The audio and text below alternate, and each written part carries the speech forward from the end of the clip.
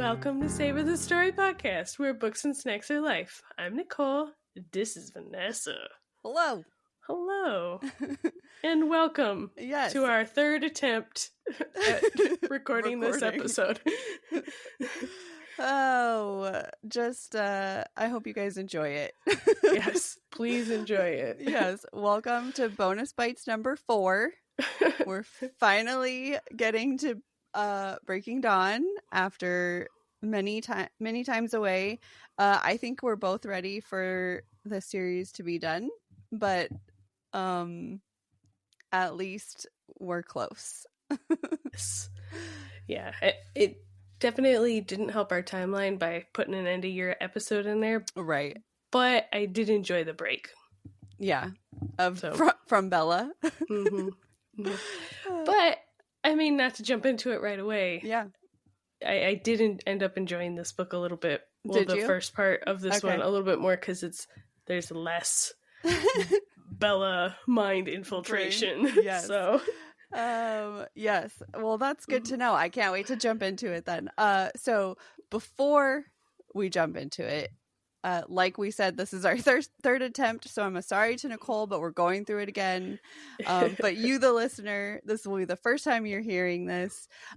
We teased a while back that I found some Twilight memorabilia at my parents' house when I was visiting for the holidays, and I'm ready to tell you everything that she had.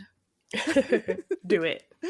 Okay, so I was going through her cabinets and I found all of her things. Oh yes, before, I need everyone to know what my mom's quote was for the movies. She told me that her and her friends were Edward fans before Jacob took his shirt off. Once Jacob took his shirt off, all of them were immediately like, who's Edward? I know, he's just so like tan and buff, right. And I'm like, oh dang. It's shameful that you are 17. That's right. Good thing he's only 17 in the first one, and then after that you're free to love him. Exactly. Okay, so here is everything my mom had in her cabinet of all her Twilight stuff. Okay, first she had all the books, obviously. And I believe it's Breaking Dawn that she has that is signed by Stephanie Meyer. Mm-hmm. She has full trading card sets of Twilight, New Moon, Eclipse, and Breaking Dawn Part 2. And she actually has 2 full sets of the Eclipse, of the New Moon sets. And she has none of Breaking Dawn Part 1 because they never made them. Right. And all the Twihards went crazy and said, fuck you guys, I need my Twilight sets. And so they made Breaking Dawn Part 2.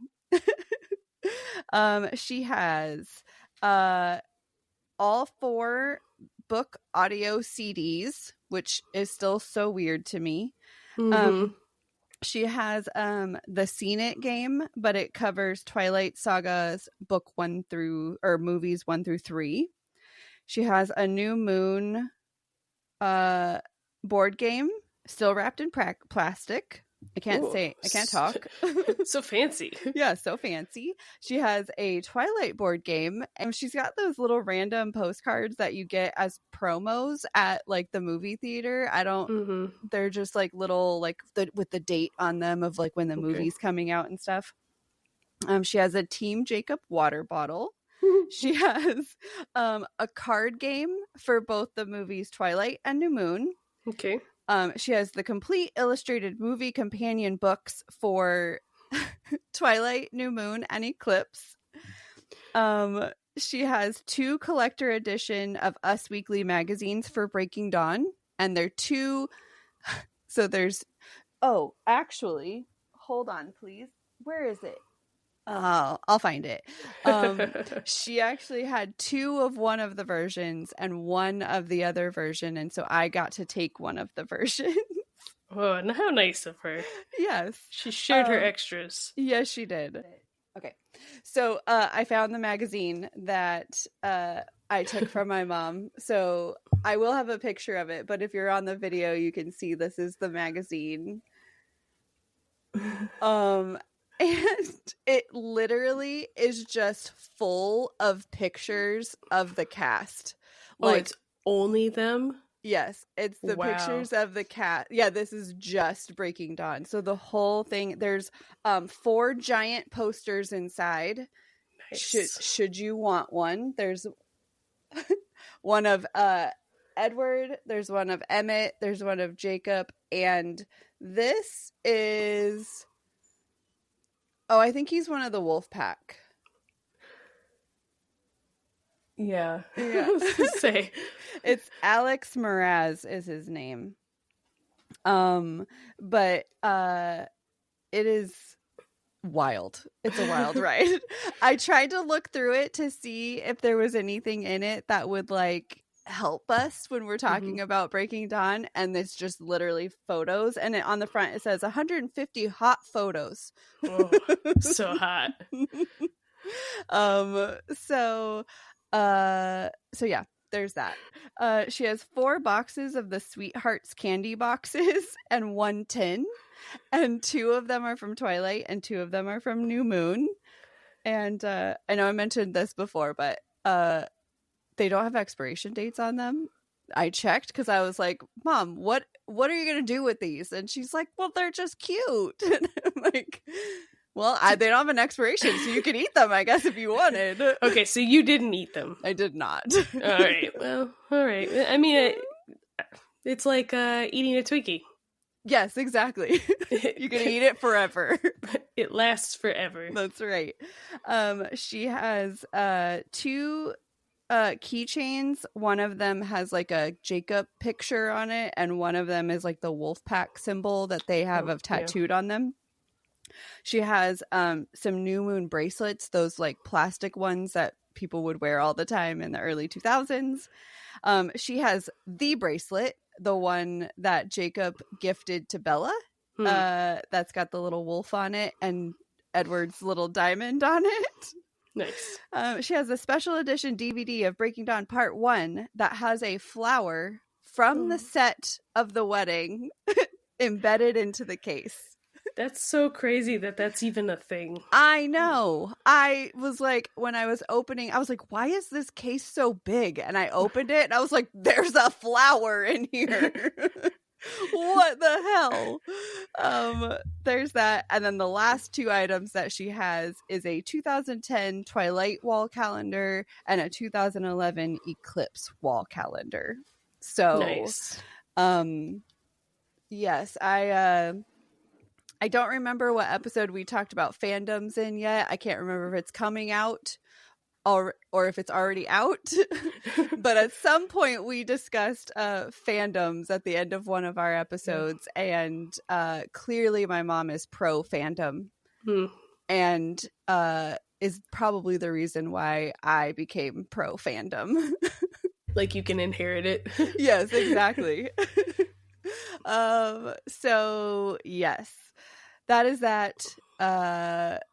All the things I promised. I will put pictures and videos and stuff in the actual our recording right now. So if you want to watch it, you can watch it there. I will also be putting a video of all of the items on like our TikTok and our Instagram and stuff. So if you want to check it out there, you can, and just see all the funness that my mom had in her cabinet. Yeah, it was definitely a wild ride for me to look through all those pictures because I have never been like a Twilight person. So to know that all of that exists, minus like, I remember there being like, Valentine's Day cards, right? With like them on it, but the rest of the stuff makes some of it make sense, but some of it's crazy. Yeah, some of it I don't understand. I don't understand how you still have candy from 2010. Like so there's weird things happening right now. So moving on now, we can jump into the book. All right. So first things, I guess you've already said that you kind of liked this one. Well, I mean, kind of liked this one is a strong word, but Sure. if I had to pick a favorite out of all of them, yeah, so far I'm liking this one more. And like we said earlier, I think it's just coming down to this point where there's just not as much. I don't have to listen to all of Bella's internal thoughts. So that's right. It makes the book a little bit more enjoyable. Mm-hmm. I will say, though, I did not have, probably because I wasn't spending the whole time like, shut up, Bella! Like, I feel like I didn't have that many sticky notes, because I mean... Yeah, I didn't either. Oh, here, I'll compare. Yeah. I didn't really either. This one, I felt, can I tell you, I was bored. I was like, I don't understand how I loved this book before. It was, yes. So in it, but it was also like a different, I don't know, maybe not so much a different type of board, because like in the first 3 books, like there's always like a middle portion where we've said it's just like, it feels like filler. Like she's hanging out in La Push waiting for the vampire to show up to kill her. She's waiting for something. It was kind of the same thing. Like I felt like almost the whole Jacob portion was just like where he's running around with, Leah and Seth. Like, I was like, man, just waiting for something to happen with Bella. Yeah, it was, it was a lot. Okay, so let's jump in. We start off the book with Bella saying that Edward bought her the new car, and basically all of the things that they had promised and like discussed in all the past books are now here. So Edward was able to get her a new car. Edward was able to get her into the Ivy League school. Edward was able to like give her a credit card. So now she has money that she can like spend. Yeah, like he kept all his promises. It is a little funny that, okay, first of all, so she said right after they made that agreement, her truck broke down. Do we believe that Edward did something? Well, I mean, previous history, would tell me that that's probably the case. I know. I'm gonna say I don't know how much I believe in this coincidence that her truck just happened to breathe its final breath right after. As soon as she agreed to get a new one. Yeah. Yes. So I think we're going to move forward with the theory that Edward had something to do with this. And also the fact that he bought her like a tank-proof car. Like, yeah. Are you a little going overboard? Yeah, I thought that was weird. I was like, all right, well, I mean... I guess there's... You literally don't trust her to drive around for the next, like, 3 months without killing herself? Like, okay. She just has to get through 3 more months. Right. And then we also start this book off with Jacob still being missing. So he ran away at the end of the last book because he got the wedding invite and he's still gone. Poor Charlie wanting to put up like lost missing boy posters. Charlie like doesn't understand why nobody else cares about Jacob being missing. Like, yeah, he's like going to Billy and being like, hey man, your son's only 16. Why don't you care that he's gone? And everyone's just like, he'll come back. Which is complete opposite to every other book. Like Bella wouldn't leave him alone if he was missing one day. That should have tipped Charlie off. Right, like, exactly. Why is Bella not freaking out? Like, oh, because she knows. They all know what he's doing. So there's all that. There is like a tiny bit, I feel like we could talk about it later if we wanted to, but early on in the first chapter, Bella brings up that Seth and Edward have become friends, and I fucking love it. I think it's adorable. Yes.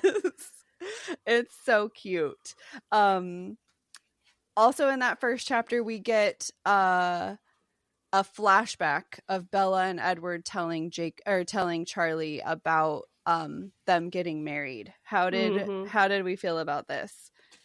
Yeah, I mean, I don't know how I feel about book Charlie, but I know Charlie is just like, yeah, he's just like a straight up like, are you sure this is what you want to do? Right. Like, you're only 19. You have the rest of your life. You know, right. This is a moment I wish we could have had Edward's point of view, because then we could probably hear all of Charlie's thoughts at the same time of all this was happening. And I would love to just hear. I feel like Charlie probably went through like 12 emotions in the matter of like 10 seconds. Right. Well, then I like that he tries to play the ultimate trump card and be like, well, with fine, Renee. But you need to tell Renee. Mm-hmm. And I have one comment. I have a sticky note on that page where like, after you have to tell Renee, and she's like, this is Bella's. She says, Charlie's words terrified me, the ultimate doom, telling Renee early marriage was higher up on her blacklist than boiling live puppies. And I said, boiling live puppies?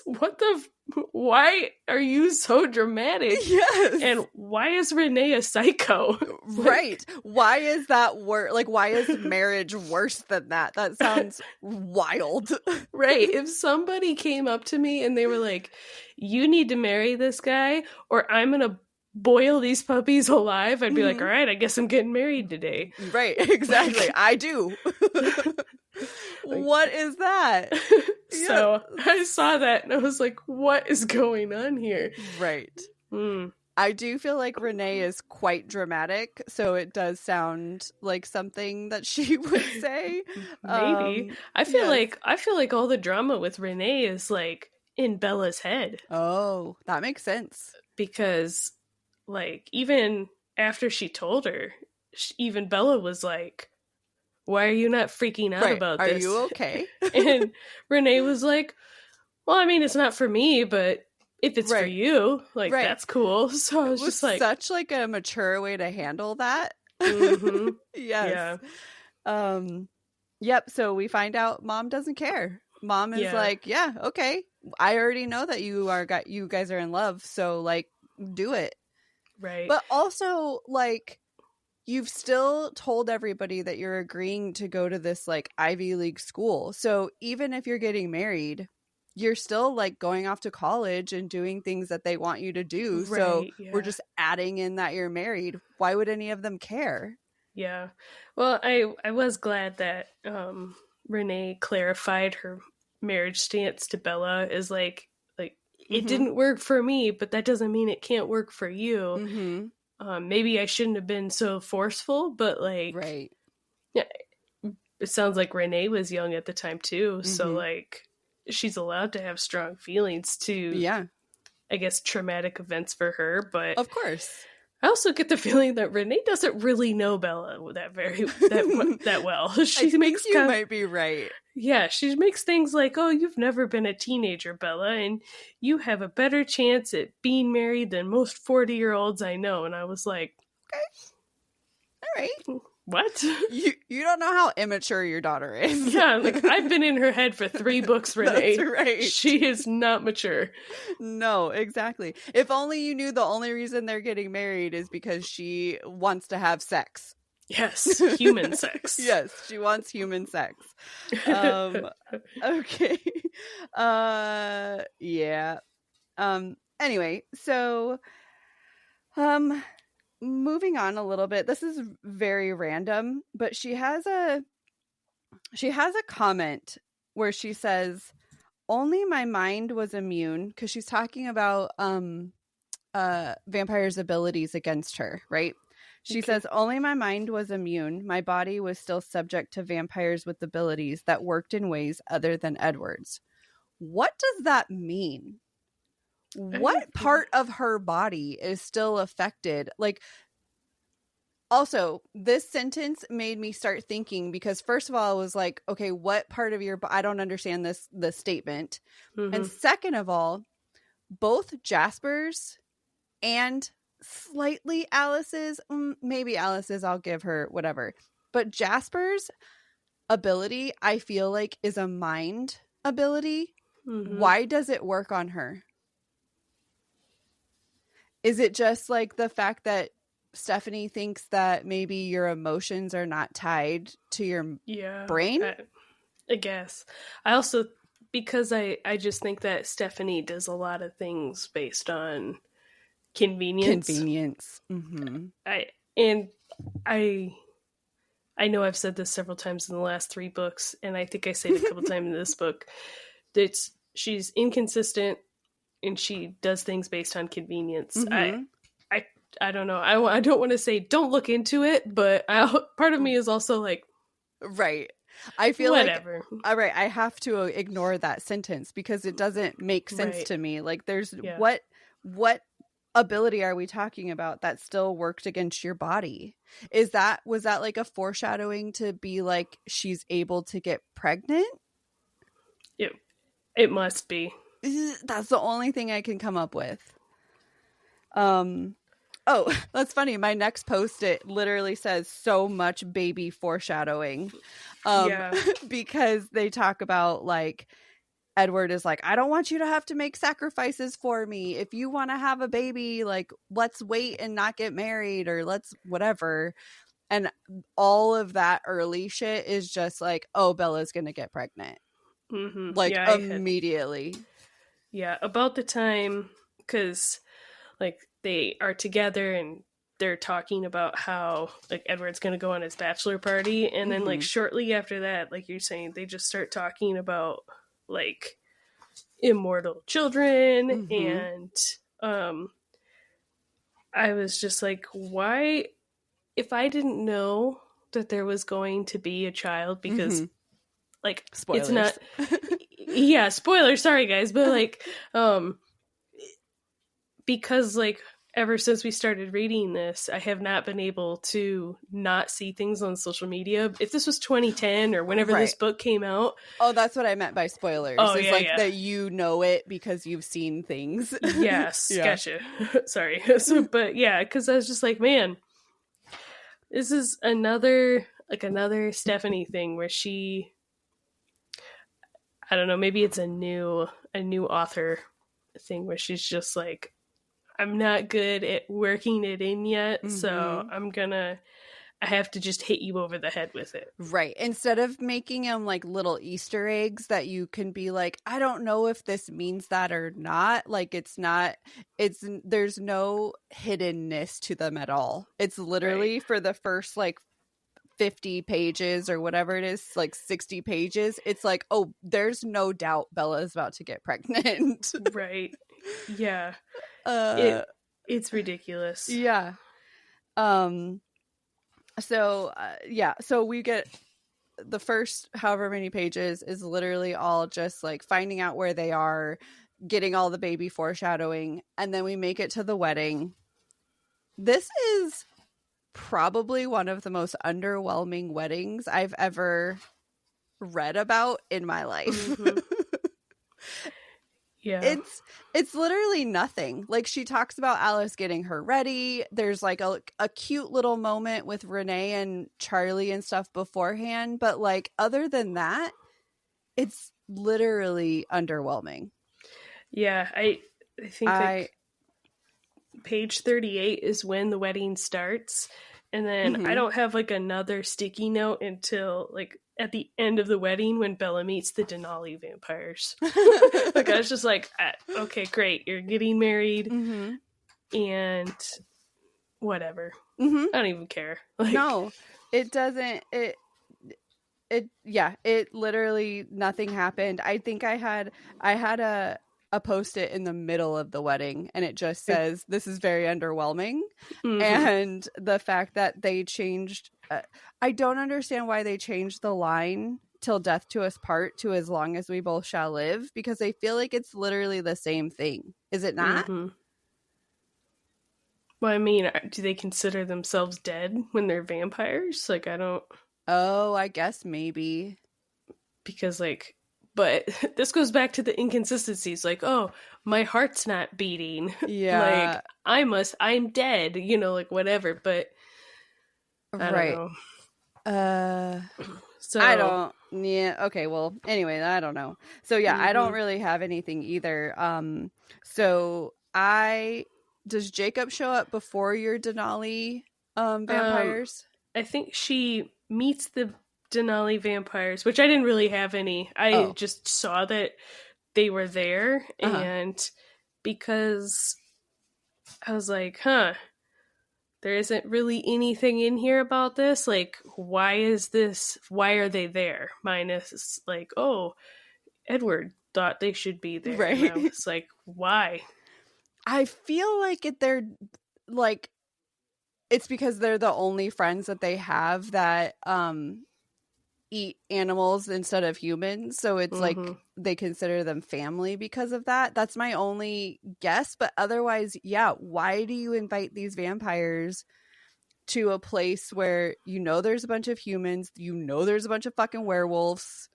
Like, and then yeah, like, what's her name, Tanya or whatever, which is, I don't want to say Edward's old love interest, right? But so yeah, I saw that and I was like, I don't understand why they're there. And I was like, maybe there's like a foreshadowing for something else later. It is. I think I mean, you haven't read that part yet, but I think it is. Because they come back in the like later. Okay, yeah. I figured it had to be something like that. Like, but yeah, and then like you were saying, and then Edward Jacob comes. Jacob shows up. Yes. With his I don't know. I think it's really cute that he came. I think it's like, it shows some maturity that he was like, all right, I can come and like be there for my friend and show her some support. But the way he freaks out when he finds out that they're going to have a quote unquote real honeymoon, bro, you need to settle down. Yeah, I didn't understand that freak out. I didn't even know why she brought it up. Why did she bring it up? Like, this is just like, I mean, I know I keep saying how I don't like Bella and I don't think she's like, she says the stupidest shit. Like, you know that Jacob is half in love with you. Right. Why would you say shit that you know? I mean, plus, what dude wants to hear, or anybody, if I don't want to hear about you wanting to have vampire sex, right? If I was in love with you, any person, exactly, you know what I mean? So yeah,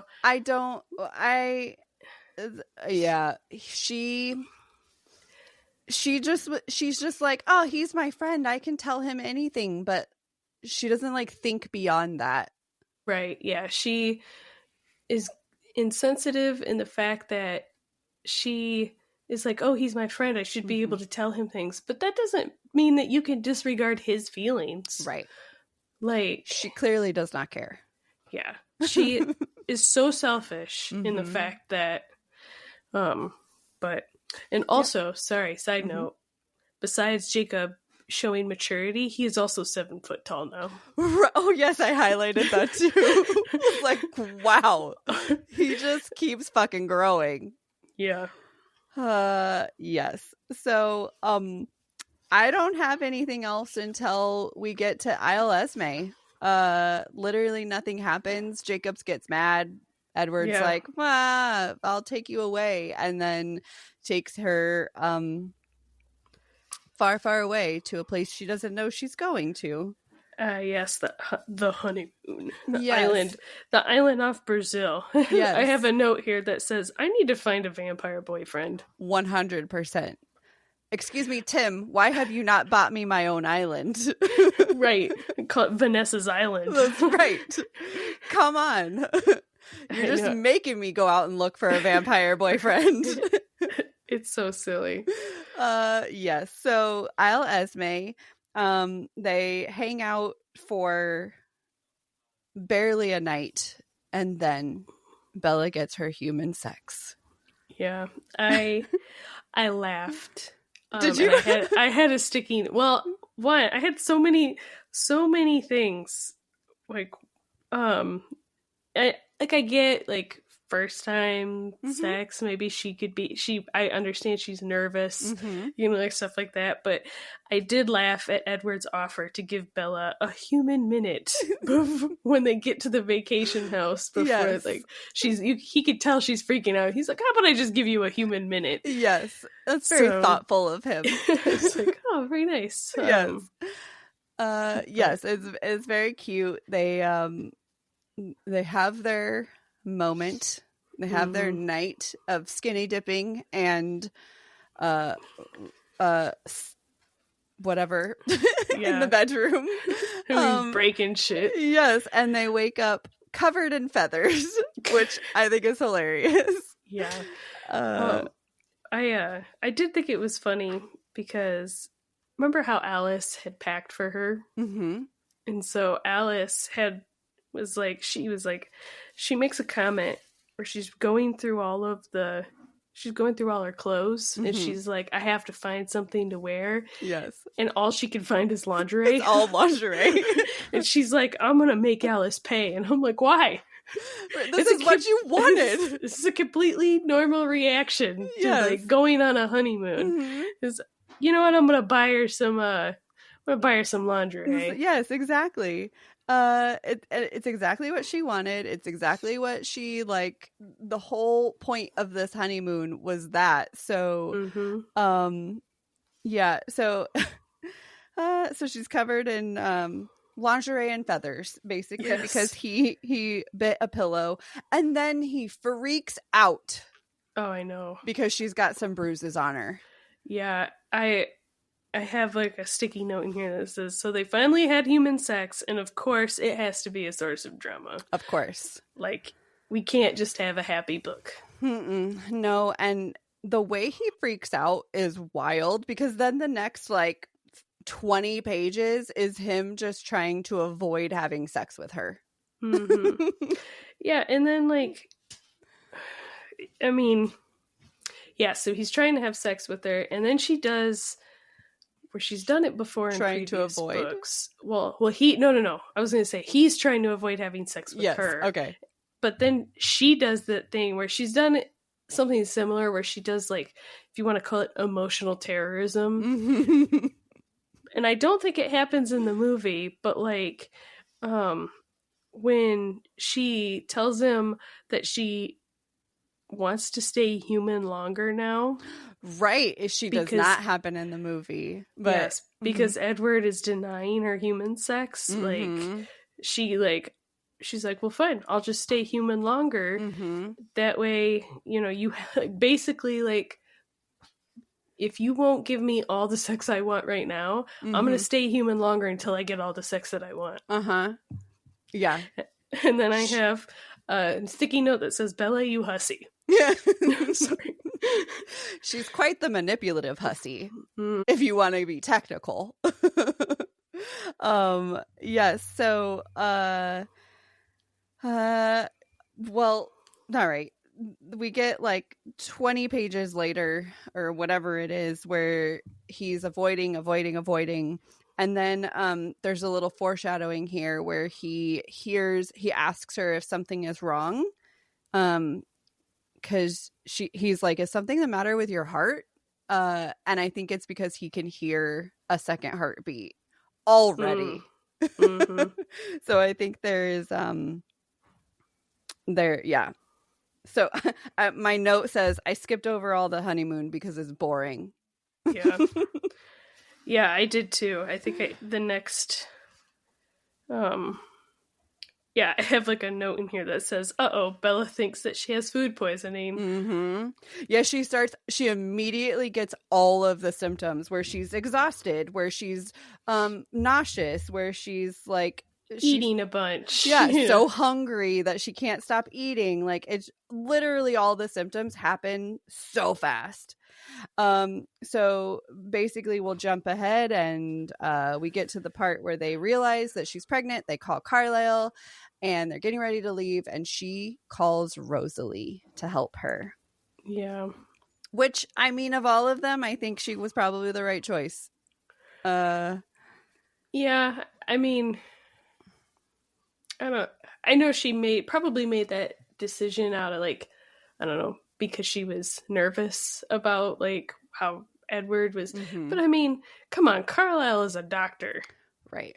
And she does not have the type of like backstory with like, you know, not being friends with Rosalie as she does with Carlisle. Carlisle would not kill a child if he could get away with it, right? Right. I do think he would always respect her choices over Edward's choice. Unless, I guess, if he thought that it was like an abomination, like everyone else was thinking, you know? Yeah. So that's the only reason why I think that Rosalie was probably the better choice, because she knew Rosalie was never going to let anything happen to any baby. Yeah. And I don't have anything past this first part of the book to go off of, but in my head I was like, man, is Rosalie the best choice? Because you know Rosalie wants a baby, right? Like, is she gonna steal she's gonna kill you and just take your baby? I mean, right.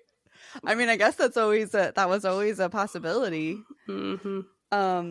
So we jump in to Jacob's part of the book, and I was really surprised that there was like a Jacob scene where it was just like basically the rest of like book, like if you want to, the whole thing, the rest of it is like in Jacob's point of view. I was not expecting that. Yeah, it's like a third of this book is all Jacob's point of view, which is kind of weird to do in the last book, but I guess I understand, because all Bella's doing is literally sitting there in the house, so we had to leave. So we jump into Jacob's point of view, and immediately I was like, what the fuck? Jacob has two sisters that we've never heard about ever in 3 other books. I know.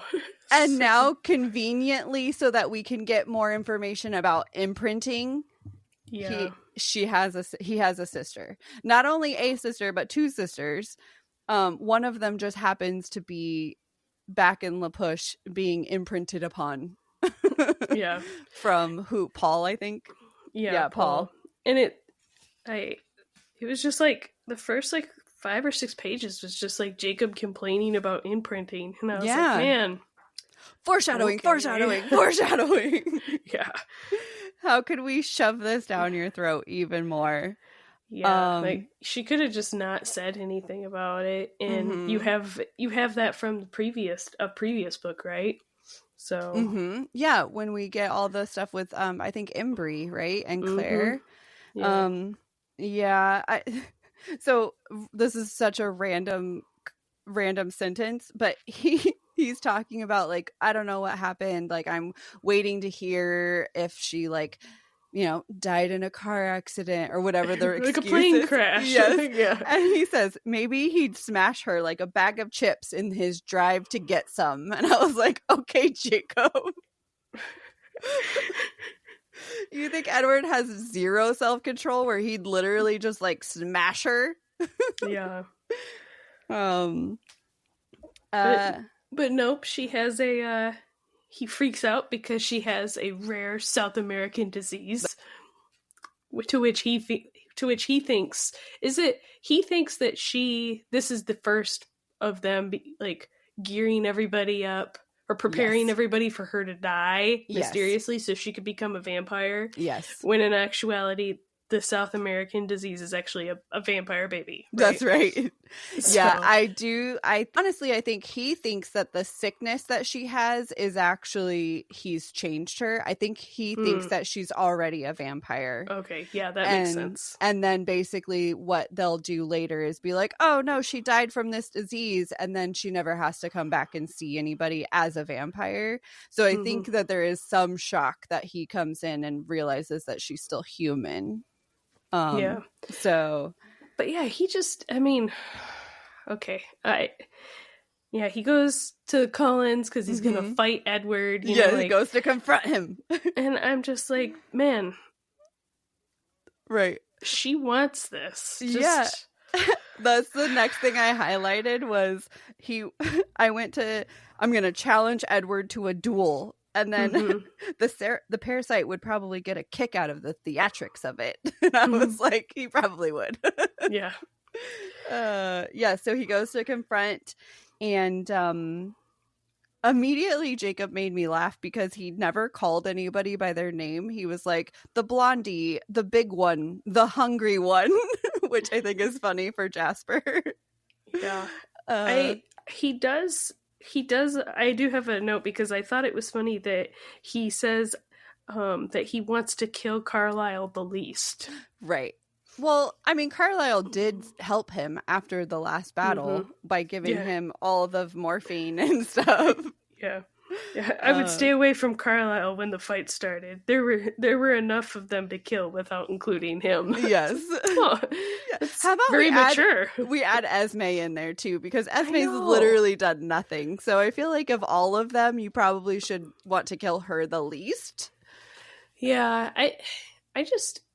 I mean, besides Edward, who he has with, beef with because he's in love with Bella, really none of the other ones have done anything to warrant, like, they all respect the treaty. They, The only one I would say I'm going to let them have is Emmett, because they remember that in one of the books he accidentally crossed the line and him and one of the wolves got into it. So Emmett is the only one, and that wasn't even on purpose. But Emmett is the only one that you're allowed to want to fight. Exactly.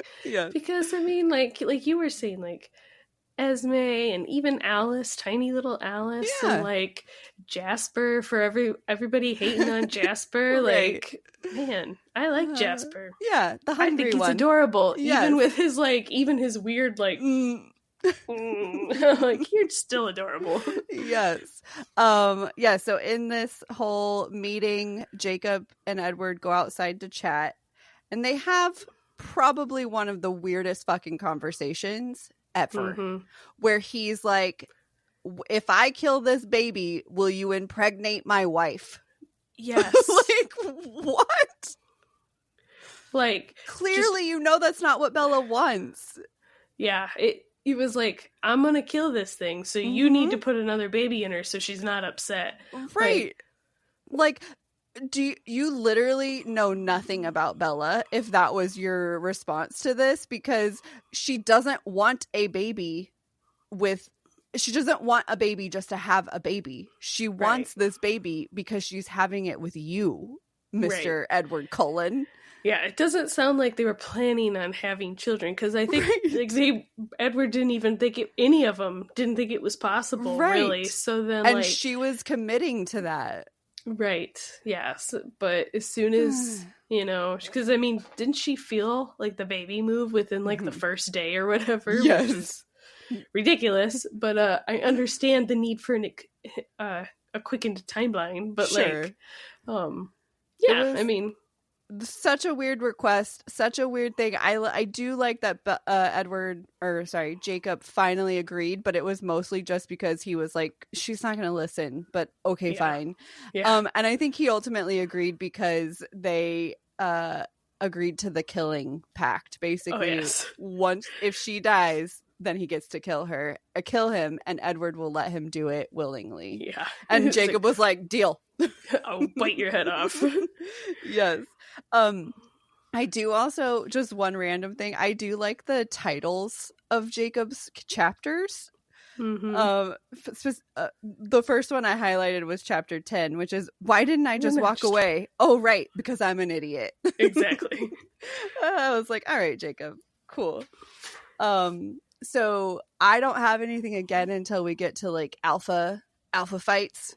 Yeah, it's just more foreshadowing for like Jacob, like someday you'll find your imprinted love. Then I have like a big, and then the fight with the alpha things. Yep. So they get to he goes back, they all see in his mind that she's pregnant with this thing that they don't understand, and Sam immediately is like, we have to kill them, we have to get that thing, we can't let it live, all the things. And so Sam wants to attack, and they have all of the conversations about how not conversations, Jacob has all of these feelings in his head of like the need to have to kneel to your alpha, and then he's like, wait, I don't have to kneel to an alpha. I am an alpha.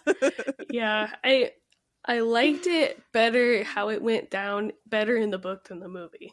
In the movie it was just weird. He was like, I am oh. I am the descendant of Ephraim Black. Yeah. Whereas like in this he's just like, no. He's like, you know, I don't need to do this. Yeah, we're not gonna do this. I'm gonna go. And then so he breaks the bond. He's gone. He's like, I'm out. I'm gonna be alpha. And cute little baby Seth is like, me too. Yes.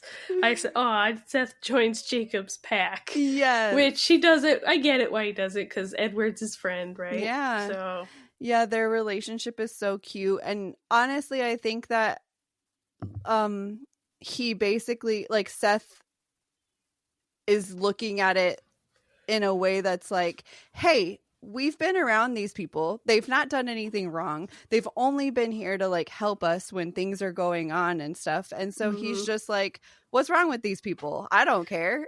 Yeah. Like, plus he's adorable in the movie. He's so cute. Just like he's just the cutest little thing. And he's like, I'm just here, guys. Edward's my friend. Yeah. Like, they haven't done anything. Yes. And then so they go back. I think there's a couple of things that happen here where like Jacob's trying to get him to leave. There's like a whole night, and then the next day Leah shows up, and I'm so sad for Leah. Like some of the things that Seth says to her, I get in a way that's like a little brother type situation where he's like, big sister, you're always ruining my life, which is sucky, but at the same time is like, okay, I can kind of understand some of that. But Jacob is so mean to her. Yeah, it's like He-Man Woman Haters Club. Right. Because like you're saying, Seth is like, I don't want my yucky sister here. Yeah. But like, bro, she literally just told you, as in Jacob, that like she knows exactly what you're dealing with, and if she has to choose to never do that, she's gonna choose you. And your response to that is like double middle finger. Right. Like, yeah, I feel so bad for her. I totally understand. Even if Seth hadn't left, like, I do think that Seth, her being her brother, like wanting to be with him, was a huge driver. But I think that even if Seth hadn't gone, she would have debated it hard to leave Sam's pack, because I can't imagine being in the head of your ex who you're still in love with, who is imprinted so like forever eternity love with someone else, right? And you just have to fucking listen to it all the time. Yeah, I could not imagine, and I totally understand why she would want to leave. And so everyone just needs to fucking be nicer to her, leave Leah alone. Yeah, and I mean, like, it completely disregarding the fact that there's never been a female werewolf before. That's the way I understand it. So it's not like she asked to do it. Exactly. Right? Like, yeah. You know, right. Yeah. Exactly. She would never ask to do, like, whatever. So, especially if she knew the alpha was Sam, right? Right. Exactly. So, yeah, silly. So ridiculous. So we get a bunch of that. I feel like that takes up quite a bit of book space of them just like fighting about Leah being there. And then we get to the point of Jacob having the thought of Bella needing blood because of the baby. Yeah. Okay, why did a room full of fucking vampires and a doctor vampire not one time think that the vampire child that's growing in there needed blood? Not one time. I know. Like, I don't understand. Like, it was like immediately all of them was like, well, Bella's human, so she has to eat food. No one literally remotely even considered the fact that it was Edward's baby. Yeah. That was an oversight, definitely. Yes. And I do understand that, like, they've never experienced anything like this before, so they don't understand. They just immediately assumed that it would be like a human child or something. Mm-hmm. But it wasn't even like a potential thought. Yeah. Like, while all of them are sitting around being like, man, I'm so thirsty, I need some blood, nobody was like, hey, maybe the baby does too. Right.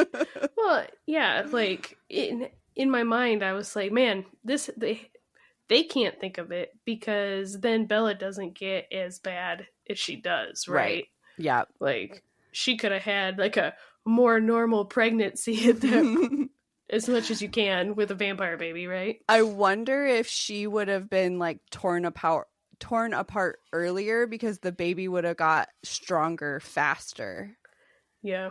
So that's potentially too. But just the fact that they didn't think about it, I'm just like, okay. Right. Jacob to the rescue. Right. Yeah. So they hand it to her in a cup and she drinks it with a straw. Which, right. Okay. Yeah. Sure. Right. I like how Rosalie brushes off Bella's thirst for blood down to pregnancy cravings. Right. She's like, oh yeah, that totally makes sense because like human people want to eat ice cream and pickles. She doesn't say that. I'm paraphrasing, right, yeah. but like, like, oh, they want hamburgers and milkshakes or something. It totally makes sense now that Bella wants blood. Okay, so weird. Okay, Rosalie. Yes, you're right. That is a sane pregnancy craving. Yes. So, this isn't like a specific thing, but I do have a note in this kind of area. So I know that you've never liked Bella. You've never been able to deal with her. But to me, Bella, in Jacob's point of view, she sounds like a child. Like I've seen it a couple of times in the other books when Bella's point of view is out and some of her responses are kind of like childish or whatever, like immature. But during Jacob's POV specifically, everything she says, I'm just like, are you a full adult? Are you, what? She's so annoying. Yeah. Even in Jacob's point of view. Yeah, I haven't said them all, but I have a reoccurring sticky note where I'm like how is this person the person Jacob is like feels that he's in love with, right? Like, man. Yeah, so I don't have anything else until we get to Edward is now able to hear the baby. Yeah, I have one sticky because that's a pretty big jump. It's a massive jump. It's so boring. I had nothing. Yeah, it's like almost like 100 pages. Yes. But I did have one because it's a lot of like them running around and doing like the circles to make sure Sam's pack isn't going to show up and just stuff like that. And Esme being adorable, giving them food. Yes, but I had, because this is where I was going. Like, okay. He like busted out of his clothes, so he didn't have any clothes because he busted out his last pair of clothes or whatever. And so somebody laid out clothes on the porch. Yes. But he's like, I took the clothes gingerly between my teeth and carried them back to the trees, just in case this was some joke by the blonde psychopath, and I had a bunch of girl stuff here. I bet she'd like to see the look on my human face as I stood there naked holding the sundress. And I giggled. That is funny. Yeah. I actually giggled when I was like, oh, good job. Touche, Stephanie Meyer. Yes. It's the only time in this whole endeavor that I've been like, that was a good one. There you go. Yes. So I felt like I needed to bring it up. Oh, for sure. We needed to have a moment where you actually like enjoyed yourself. Exactly. But yes, yeah. So we get Esme being all cute during that time of giving them clothes, giving them food, giving them like everything that they would need because she feels so happy about them protecting her family. Yeah. She's like, so it's trying to be. Yeah, she's like, we have so much food for Bella, and we have all these things, and like Jacob and Seth both are like, oh, thanks, and of course Leah's like, fuck you. I won't do anything. I will not eat your food. I will eat dead animals raw before I eat food. Come on, Leah. It's all right. So we, Bella's just over there drinking all the blood, and now Baby's getting all healthy and big and strong, and Edward can hear Baby. And Edward says that Baby loves the sound of her voice and is just so happy in there and just all the things. So then we get to, of course, it's when, creating drama. It's when Carlisle and them are out hunting. And she... Of course, Carlisle conveniently leaves. Conveniently is gone. And conveniently, Edward makes Jacob change the treaty of where biting her or changing her does not violate the treaty. And the second he agrees to it, she goes into labor. Yeah. Man, this part of the book, I was just like, I mean, I know Bella doesn't have as huge of but the small parts that she does, man, she acts like a child. I know you said this already, so much. And they tiptoe around it. Yep.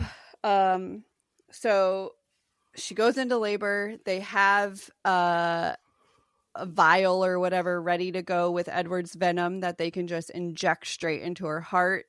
And when they realize that that's not moving fast enough, Edward starts biting her all over her body to put more venom once they get Renesmee out.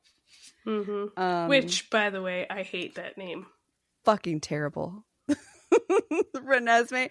So in the book, I feel like they don't really do much with it. They're just like, okay, Renesmee, fine. I love how they handle it in the movie, where everyone's waiting to see what Jacob's response is, and he's just like, okay. And everyone's just like, what do you think about it? Yeah, and everybody's trying to tiptoe around how bad of a name it is. And he's like, it's terrible. If that's what you want to do. Right.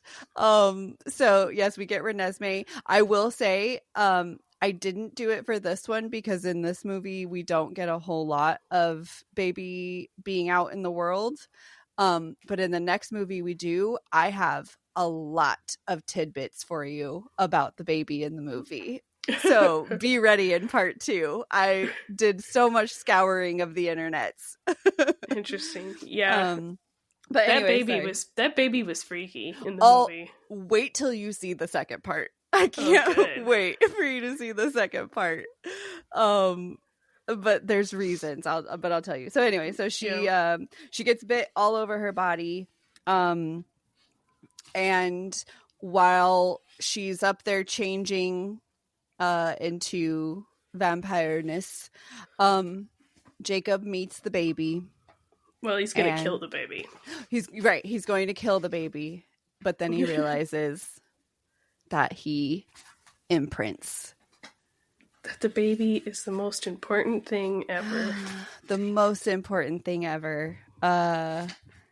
And so in the movie, they go into that so much more. Because I feel like the book, it's literally just like, oh, he sees her and he knows. And in the movie, I feel like they explain it so much more. Like the wolves come to fight well, they actually do fight in the movie. They have this big battle, and then all of a sudden everybody stops because, as Edward explains, it's their most absolute rule that you cannot kill someone that the wolf has imprinted on. Exactly. And so I feel like that is good information to have and probably should have had in the book, not just in the movie. Yeah. I don't remember if it's explained. We for everyone out there, we have not finished reading this book yet. We only read to this part. So I don't know if in the next part of the book they explain it a little bit more. They might. Yeah. Well, my assumption is if it's going to happen, it would, because the movie completely digresses from the book. Because, like you were just saying, they fight in the movie. They have a massive battle.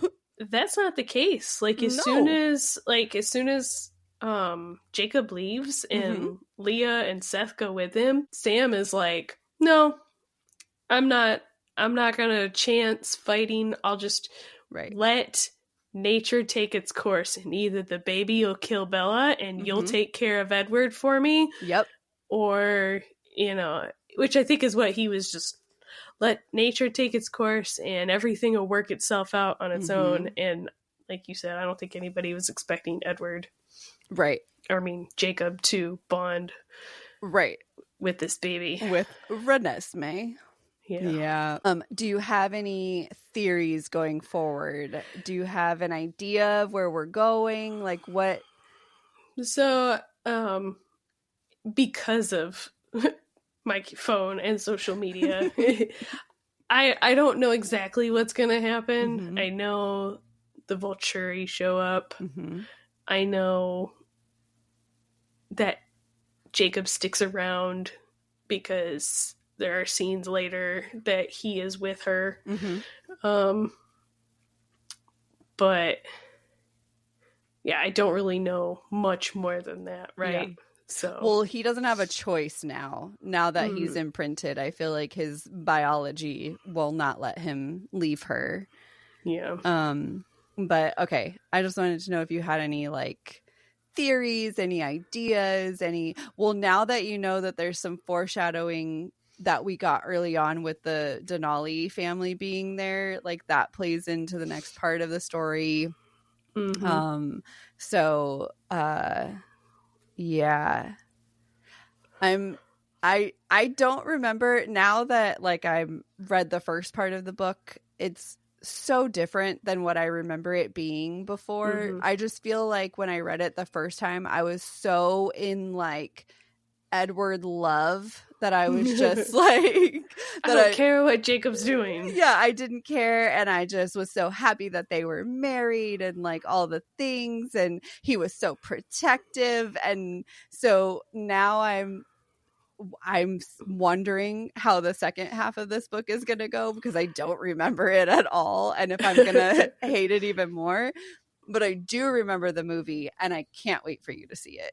All right. We'll have to figure out a time to do that. Yes, we will. But yeah, so what are well, I guess we can't really do final thoughts because we haven't read the whole book yet. So yeah. So I started it while I was waiting for you to finish your nap. That's right. I'm sorry. That's okay. So yeah, I want to get it done fast. But I would say right now I'm probably at like a 3. Like shit would have to get really, really good at the end for me to go higher than that. But I have a feeling it's going to go down. Yeah, I would say the same. Okay. I know I said this is probably the better one out of the other ones, just because there's less Bella. Right. But that, that's not saying much, right? Like we're not jumping up. Yeah. It's just kind of like you were saying earlier. There's just not a lot going on in these books. No. Like there's so much of this book that could have been cut out.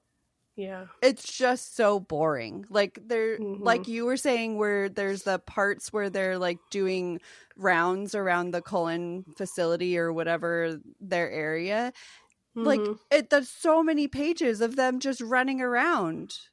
Yeah. Yeah. It's boring. Yeah. I'm so disappointed because I really wanted these books to hold up. I know we're not done yet, but like I was just, because I loved them. They were my push into the fantasy world when I was young, and I'm so sad. Oh, I'm being let down every day. Well, I mean, once we're done with this, you can just like remember them from your youth fondly. Yes, I'm gonna block this time out, and I'm just gonna remember them fondly. There you go. I think that's fair. Excellent. Thank you. Yeah. Mm-hmm. All right. Well, that is that. I would like to request everyone's thoughts on Twilight. I want to know if you read them when you were younger and how you feel about them now. I want to know what your thoughts are on the movies and like all that. Do you like the movies better? I want to know. I need people to tell me what they think and feel. So reach out to us, please. SavorTheStoryPod.com and send us an email and tell us all your thoughts and feelings. We're going to be recording in like 3 weeks, I would say. So you have some time from the time you hear this episode when this one comes out. So send us your thoughts and also rate and review and give us all the things. Give us 5 stars. Give us thumbs stars. Up. Yes. We appreciate it. And that's all. Yes. Goodbye. Bye. Thank you. Bye. Okay, bye. Thanks for coming. Get out of here.